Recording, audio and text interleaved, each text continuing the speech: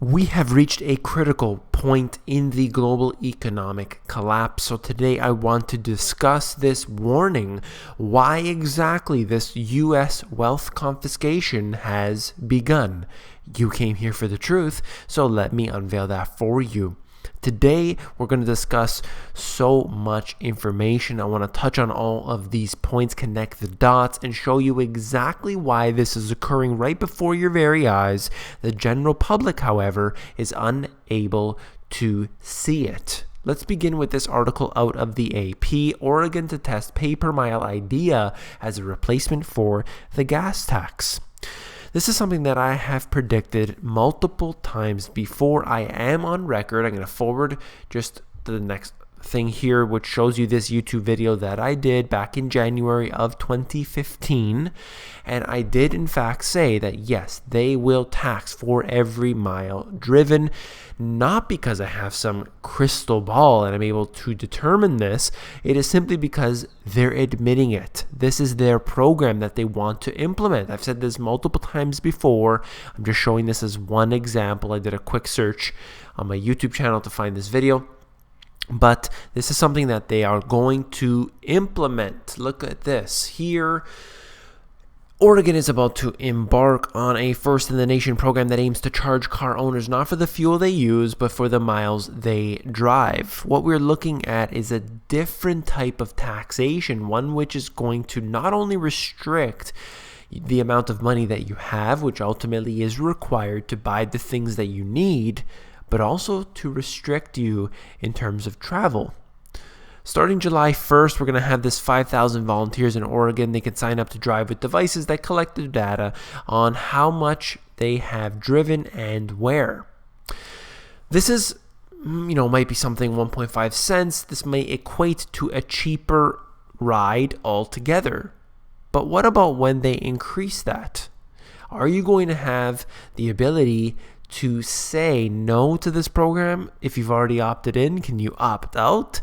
This is going to be implemented not only nationwide, but all around the world, and they will in fact use this as a primary means of restricting the travel for people. They're going to continue to increase the rates.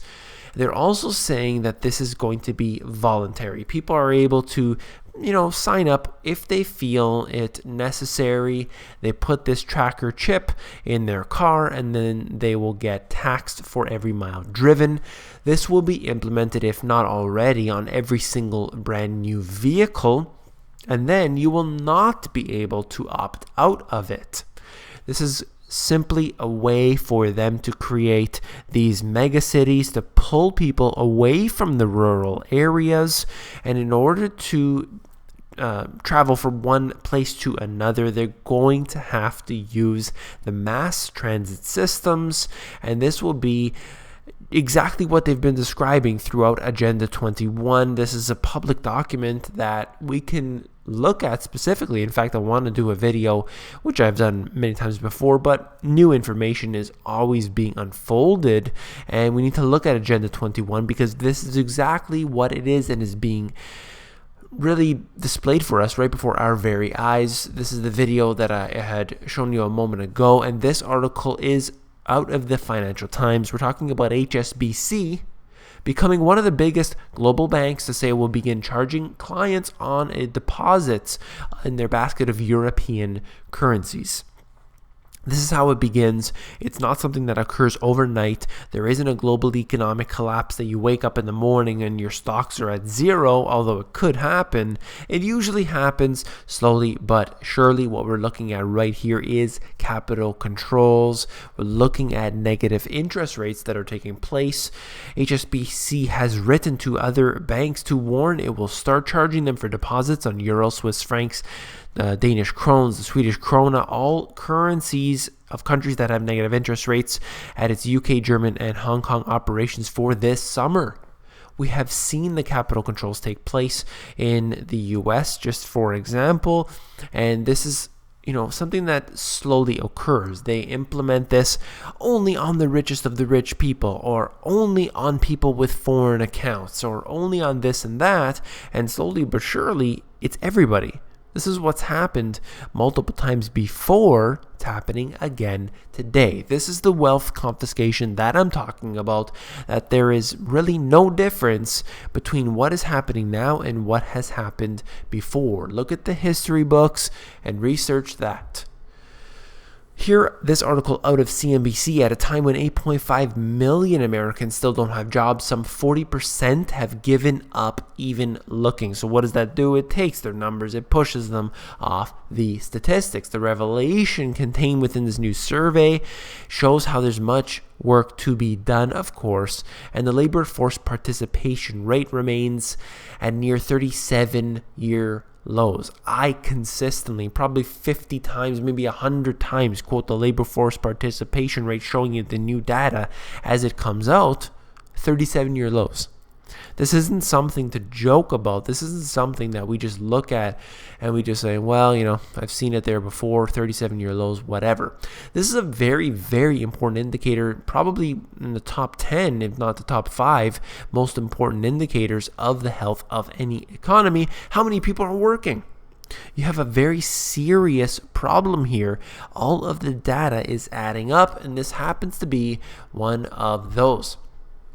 The GAO, obviously being a very important group, the Government Accountability Office, they do analysis on what the government is spending, and they were the ones who, in fact, showed us all of this current administration's issues with racking up a considerable amount of debt. And we're looking at domestic food assistance today. The federal government spent over $100 billion on 18 domestic food assistance programs in fiscal year 2014.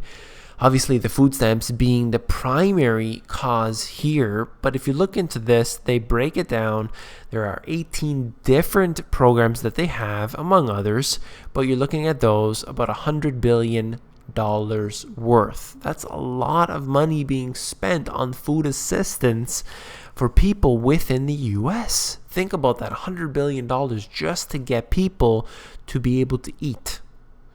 And then, of course, you break it down and you need to realize that there are over 100 million, I believe it's nearly 110 million people that are receiving this food assistance. Well over $100 billion, and you're looking at 100 million people, 110 million people that are receiving food assistance. This is an incredibly shocking number. I believe it's now 47 million people on the SNAP program, literally needing the government's money to eat. And then you have the other programs where you have 110 million people on some sort of food assistance program. The US is broke. Look at this. Out of Bloomberg, 6 years after the recession ended, many U.S. states are hard-pressed to balance the budget because of the sluggish recovery and their own policy decisions. There has never been a recovery. I don't even know what they're talking about here, but of course, this is the mainstream media, so you have to take it like it is. State revenue hasn't rebounded to a pre-recession peak, adjusted for inflation and other factors are putting pressure on the budgets. What about the fact that 50 million Americans are on food stamps? They can't even eat. How are they supposed to get back into this zone? The states, just like the individuals, are hard pressed for cash. They don't have that. They're in debt. Why? Because the problem isn't being fixed. In my book, I talked about this. A key point to mention that the Federal Reserve did not intervene in the crash in 1920. I'm not talking about 1929, the Great Depression. I'm talking about the crash of 1920. In fact, in the historical analysis portion of the book, there are 4 different sections. In the historical section, I begin with 1920. Because that's the example of what they should have been doing every single crash since, but they failed. They didn't do that. And this individual here, this economic historian, states that despite the severity of the contraction, the Fed did not move to use its powers to turn the money supply around and fight the contraction. And guess what? They didn't intervene, and a year to a year and a half later, you're looking at the economy booming again. Then we have the roaring 20s and so on. But during that time where it actually was able to come back up, the Federal Reserve did not intervene.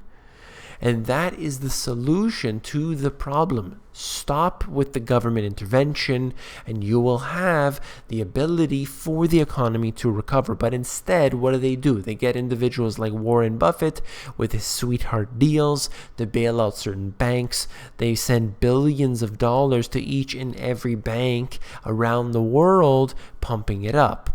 They create things like TARP to use taxpayer bailout money, and that will pump up the system supposedly, but of course it always goes to the wrong people. You have the programs that are complete failures. Look at what happened with Solindra.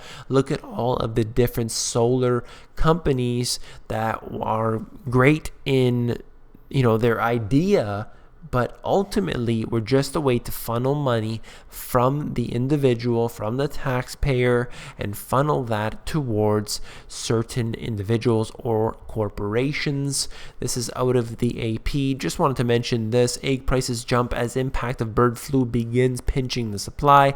58% higher than they were a month ago when the bird flu first hit Iowa chicken farms. Now, I'm not talking about the situation that's going on. What I want to address is the fact that 58% in a short period of time, we're talking about a hyperinflationary scenario in this one specific piece, this one indicator.